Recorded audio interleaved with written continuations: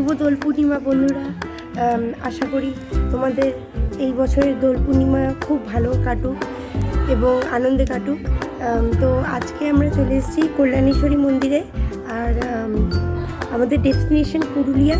তো ফুল ব্লগটা আমি দেব। হ্যালো ফ্রেন্ডস, আমরা এখন কল্যাণেশ্বরী মন্দিরে চলে এসেছি। এই দেখো, দাঁড়া তোমাদের দেখাই পুরো মন্দিরটা। কত পায়রার বাসা আছে এখানে। শান্ত একটা নিরিবিলি জায়গা, খুব ভালো একটা জায়গা। আমার বাবা মা গেছে ভেতরে পুজো দিতে। আপনারা যদি মায়ের মন্দিরে পুজো দিতে চান তাহলে মন্দির চত্বরের ভেতরেই অনেক দোকান আছে, সেখান থেকে আপনারা পুজোর সামগ্রী কিনে মায়ের কাছে পুজো দিতে পারেন।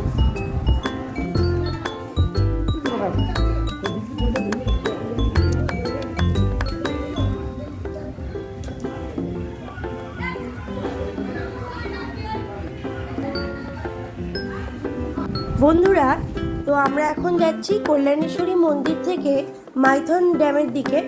ওখানে আমরা ঠিক করেছি বোটিং করব। তো দেখা হচ্ছে মাইথন ড্যামে।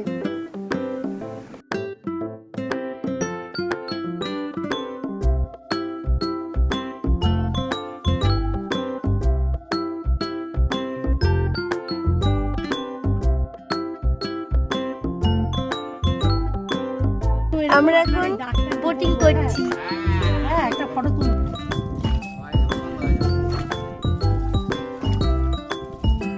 বন্ধুরা, আপনারা যদি মাইথন ড্যামে 20 থেকে 30 মিনিটের জন্য বোটিং করতে চান তাহলে আপনাদের 500 টাকা দিয়ে টিকিট কাটতে হবে। সেই প্যাকেজে ওরা অনেক জায়গায় ঘুরিয়েও দেবে, অনেক জায়গায় চিনিয়েও দেবে।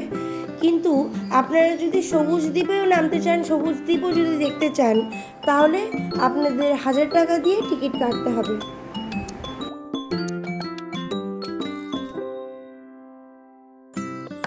বন্ধুরা, আমরা এখন চলে এসেছি গড় পঞ্চকোটের রাস মন্দিরে। তো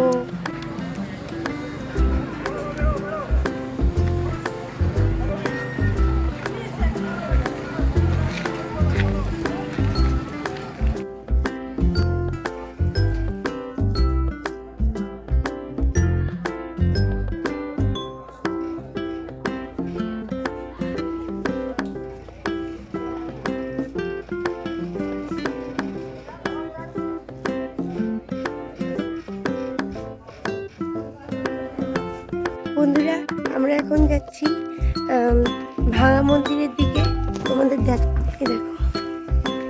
ভাঙা মন্দির, অনেকে দেখতেও এসছে আবার।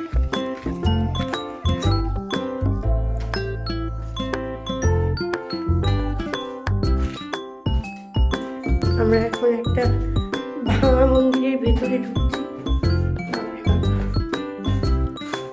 এখানে আমি শুধু একাই আছি এখন, আমার বাবা বেরিয়ে গেছে।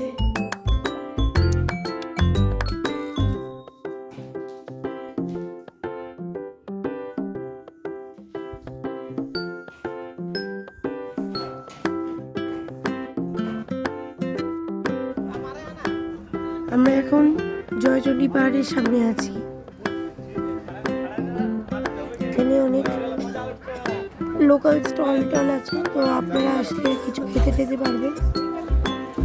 তো বন্ধুরা, আমরা এখন উঠে গেছি জয়চণ্ডী পাহাড়ের ওপরে।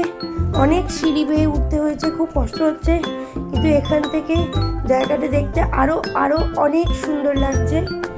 অনেক গাছপালা রয়েছে এখানে। আমরা একটু পরে জয়চণ্ডী মাতার মন্দিরেও ঢুকবো।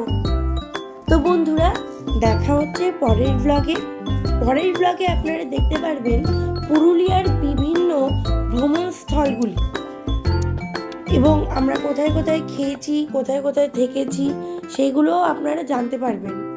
তো ভিডিওটা ভালো লাগলে লাইক করে দেবেন এবং আমার চ্যানেলটি সাবস্ক্রাইব করে দেবেন। এবং শুভ দোলযাত্রার প্রীতি ও শুভেচ্ছা রইল আপনাদের জন্য। ধন্যবাদ।